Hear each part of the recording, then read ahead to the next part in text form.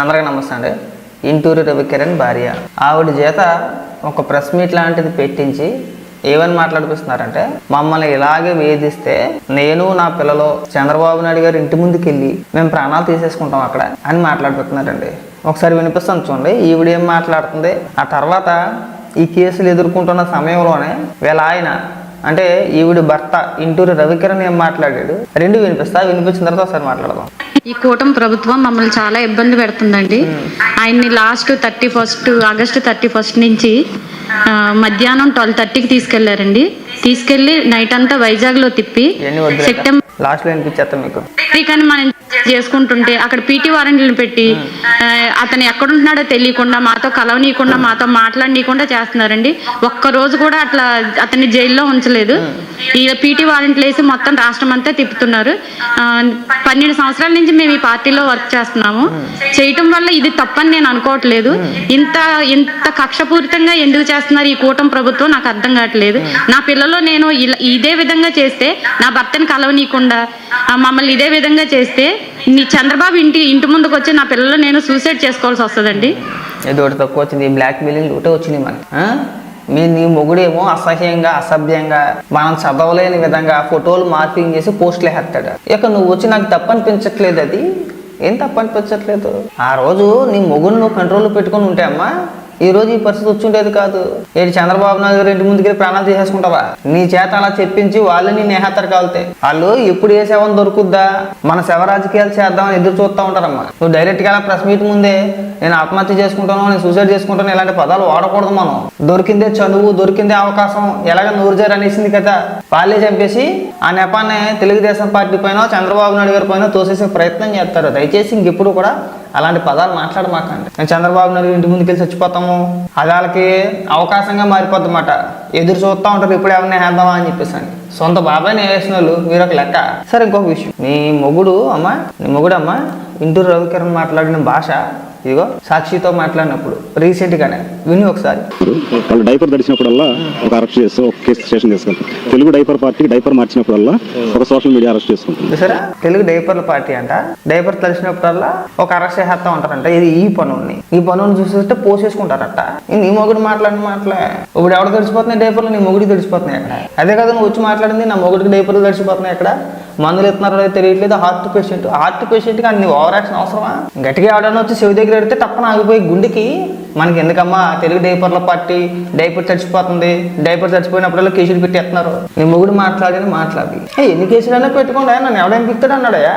అలాగే అన్నాడు, ఎన్ని కేసులు అంటే అన్ని కేసులు పెట్టుకుంటే నాకు ఏమవదో భయపడినా ఇంకా ఎక్కువ పెడతాను అన్నాడు. నీ మొగుడు మాట్లాడిన మాటలు ఇంకా విను.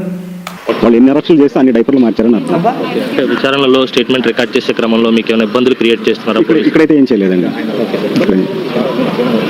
మిమ్మల్ని భయపెడితే మీరు పోస్టింగ్లు పెట్టడం లేకపోతే ప్రశ్నించడం మానేస్తారని ఏమన్నా? నేను ఆపను సార్, ఇక మీద అయితే ఆపను. మీరు ఆపేది మీరు భయపడి నేను ఆపను. ఇంకో కాదు, వైసీపీ సైనికులు కూడా ఎవరు కూడా ధైర్యంగా ఉండము, అందరూ ధైర్యంగా ఉండదు. మీ ఆయన శుభ్రంగా ధైర్యంగా ఉన్నాడమ్మా అక్కడ. నేను ఆపను, వైసీపీ కార్యకర్తలంతా ధైర్యంగా ఉండండి. వాళ్ళకి డైపర్లు తడిచినప్పుడల్లా అప్పుడల్లా మా పైన కేసులు పెట్టి మమ్మల్ని అరెస్ట్ చేస్తారు, నేను ఇంకా ఎక్కువ పోస్టులు వేస్తాను అన్నాడు. నీ మొగుడే ధైర్యంగా ఉన్నప్పుడు నువ్వెందుకు భయపడిపోతావు అమ్మా?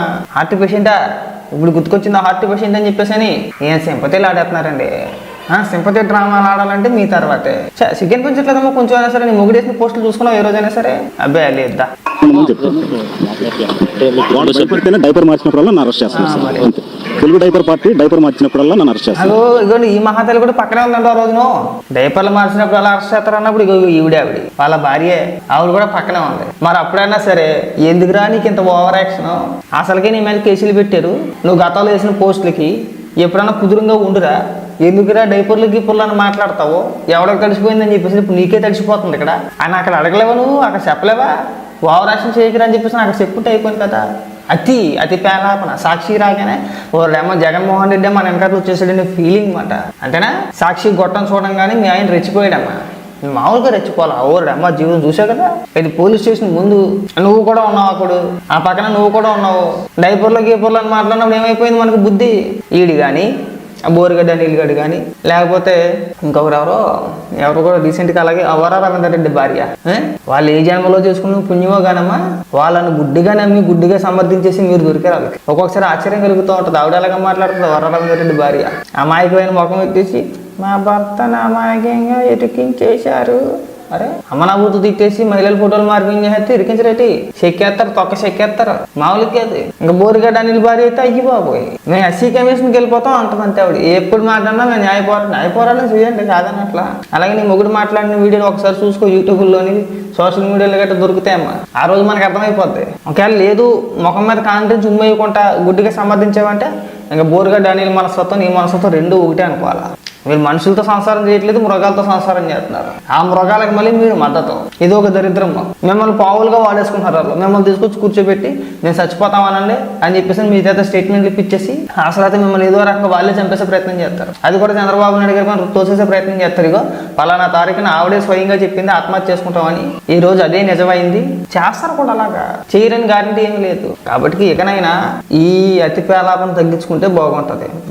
కాస్త తగ్గించుకోమని చెప్పి మీ ఆయనకు కూడా. అయినా ఆడు ఎలా పోస్టులు పెడతాడమ్మా? ప్రభుత్వ ఉద్యోగిగా ఉంటూ డిజిటల్ కార్పొరేషన్ లో సభ్యుడు కదా, ప్రభుత్వం నుంచి జీతం తీసుకుంటూ రాజకీయ పార్టీలు విమర్శించకూడదు కదా, రాజకీయ నాయకులు కానీ రాజకీయ పార్టీలు కానీ విమర్శించకూడదు. ప్రజల సొమ్ము జీతంగా తీసుకుంటూ మన రాజకీయంగా ఎవరిని విమర్శించకూడదమ్మా. ప్రభుత్వ ఉద్యోగి కదా నీ మొగుడు, నెలకు 73,000 జీతం కదా, ఎలా విమర్శిస్తాడు? నువ్వు ఎలా సమర్థిస్తావు? జీతాలు దొబ్బేయాలంట, పార్టీలు గుడికి చేస్తారా? వైసీపీ పార్టీ ఆఫీస్ నుంచి ఏమైనా జీతాలు ఇచ్చారా నీ మొగుడికి? ప్రజల సొమ్ము కాదు జీతంగా తీసుకునేది. ఓకే, ఇక్కడికి వచ్చి అమ్మాయికి ముఖం కొట్టేసి నా మొగుడు ఏమీ తెలియని అమాయకుడు సొద్దపోసా. నీ మొగుడు నెలకు 73,000 జీతం దొబ్బేసమ్మా. ఆ మాత్రం ఇంగిత జ్ఞానం లేదా? మనం ప్రజల సొమ్ము జీతం తీసుకుంటున్నాము, నెలకు 73,000 రూపాయలు జీతం తీసుకుంటున్నాం. మనం ఏ రాజకీయ పార్టీని విమర్శించకూడదు, ఏ రాజకీయ పార్టీ నాయకుని విమర్శించకూడదు. మనకు అప్పచెప్పిన పని మాత్రం మనం చేసుకెళ్లాలని ఇంగిత జ్ఞానం లేదా నీకు తెలియదు. అప్పుడు అంటే ఏమనుకున్నారంటే పార్టీ సొమ్ము ఇచ్చేస్తున్నారేమో మాకు, ఆయా వ్యవహారాలు చేస్తే ఇలా ఉంటది. ప్రతి ఒక్కడికి ఈ మధ్య ఇది ఒక అలవాటు అయిపోయింది. ఇష్టానుసారంగా మాట్లాడాడు, ఏదన్నా అంటే ఏడ్చాడు.